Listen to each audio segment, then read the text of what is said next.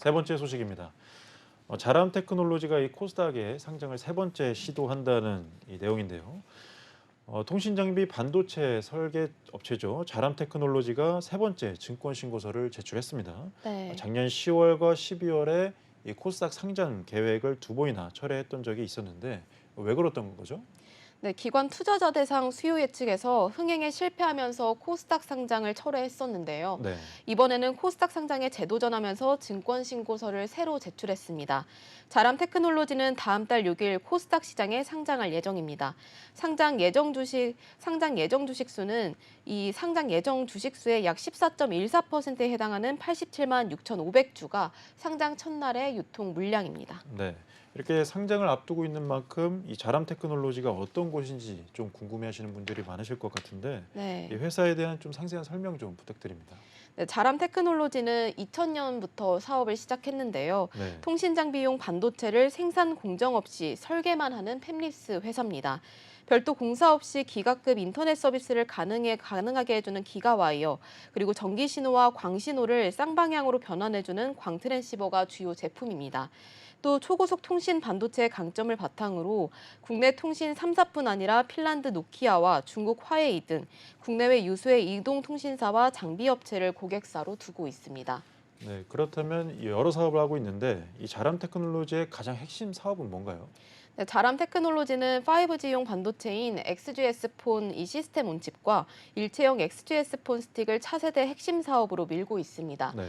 다중 장비 연결에 쓰이고 또 1초에 10GB의 전송 속도를 지원하는 통신 반도체가 유명한데요. 이 통신 반도체를 국내 최초로 개발해 상용화했습니다. 또 이 칩을 탑재해서 광트랜시버인 일체형 XGS 폰 스틱을 만들었습니다.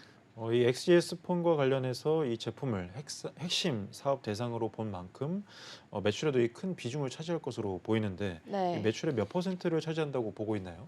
네, 이번 공모가 희망범위 산정의 근거로 2024년 추정이익을 활용했는데요. 네. 자람 테크놀로지는 XGS 폰과 관련 제품의 매출 비중을 전체의 약 70%까지로 봤습니다. 그만큼 앞으로 핵심 사업이 될 거란 게 회사의 전망입니다. 네. 다만 아직 이 부분에서는 매출이 거의 안 나고 있는데요. 네. 작년 3분기 누적 매출 136억 원 가운데 XGS 폰 관련 매출은 1억 원을 겨우 웃돈 수준입니다. 같은 기간 기가와이어나 광트랜시버가 각각 40억 원 이상의 매출을 낸 것과 비교하면 한참 부족한 수준이라고 볼 수 있습니다. 네, 그렇다면 이 XGS 폰 사업은 아직까지는 매출이 정확하게 안 나지만 이 네. 향후에 이 미래 가치가 있는 사업이라고 보면 될 것 같은데 그렇다면 이 회사가 기업 공개로 모집하는 이 자금을 어디에 쓸 계획인가요? 네, 회사는 이번 IPO로 모집하는 자금 대부분을 반도체 개발과 관련 생산 설비 구축에 쓸 계획입니다. 네. 지금보다 더 빠르게 통신 신호를 연결하는 반도체의 수요가 늘어날 것으로 보기 때문입니다. 회사 측은 공모가 희망 범위의 하단인 16,000원에서 2만 원을 기준으로 잡았는데요. 여기서 순수익금 약 145억 원의 90% 이상을 응용 제품 개발이나 관련 생산 설비를 만드는 데 쓰겠다고 밝혔습니다. 네. 이번에 이렇게 제출한 증권 신고서가 아무래도 세 번째인 만큼 이전과 좀 달라진 점이 있을 것 같은데 어떤 네. 부분이 좀 주요하게 달라졌죠? 네, 우선 작년 IPO를 추진할 때 존재했던 구주 매출이 없어졌습니다. 네. 자람 테크놀로지가 이번에 공모하는 주식 수는 총 93만 주로 100% 신주 발행인데요. 구주 매출을 계획했던 재무적 투자자 KDB 인프라 이 IP 캐피탈이 투자금 회수를 연기하면서 나타난 현상입니다. 네. 두 번의 실패 후에 하는 제도전인 만큼 공모 구조를 보다 시장 친화적으로 바꾼 겁니다. 이제 다음 달 말이면 상장 예비 심사 승인 효력이 만료되는데요. 회사의 상장이 필요한 시기인 만큼 변화를 준 것으로 보입니다. 네, 상당히 이 시장의 개인 주주들을 위한 정책으로 볼 수가 있을 것 같습니다. 네. 그렇다면 이 공모 가격도 전에 비해서 좀 낮아졌는데 얼마나 낮아진 수준이죠?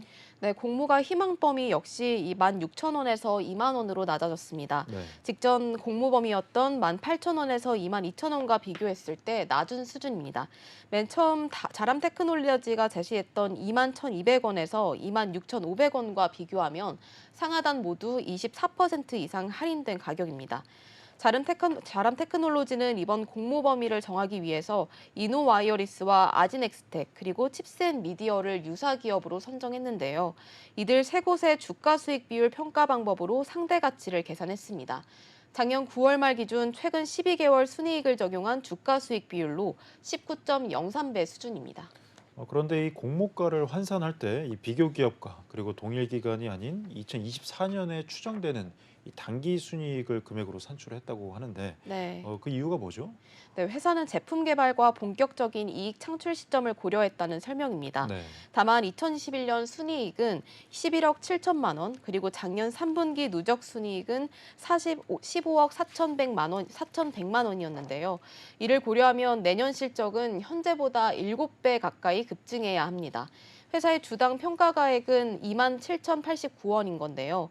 여기에 26%에서 41%가량의 할인율을 적용해 현재 공모가 희망 범위가 정해졌습니다. 네. 그렇다면 이 개인 투자자 입장에서는 무엇보다 이 회사의 공모주 청약을 하려면 회사의 위험 요인에도 관심이 상당히 많을 것 같은데 네. 이 기업의 공모주 청약을 고려하고 있다라고 하면 어떤 부분을 좀 조심해야 될까요? 네, 아무래도 통신반도체 설계 회사여서 국내외 무선통신 산업의 업황에 매우 민감합니다. 이 통신 사업자들의 설비 투자 정도에 따라 매출에도 부침이 있는데요. 네. 특히 국내 이동통신 설비 투자는 장기간의 꾸준한 투자보다 2, 3년 동안의 막대한 초기 투자 이후 그 규모가 줄어 관련 산업도 영향을 받아왔습니다. 네. 회사가 앞으로 주력하겠다고 밝힌 5G 분야 또한 2, 3년간 집중적으로 설비 투자가 이뤄진 이 그 투자 금액이 줄어들 가능성이 있습니다. 이 때문에 회사는 해외 통신 사업자의 매출을 늘려 그 공백을 메우겠다는 대안을 내놓고 있습니다. 네.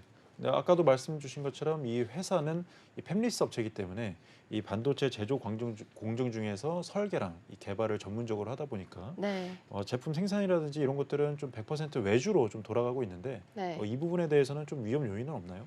네, 아무래도 외주 생산도 장기적으로 위험 요소가 될 수 있습니다. 네. 통상적으로 외주 생산은 본 사업자가 직접 품질을 관리하지 않는데요. 이 때문에 품질 관련 문제가 발생할 수 있습니다.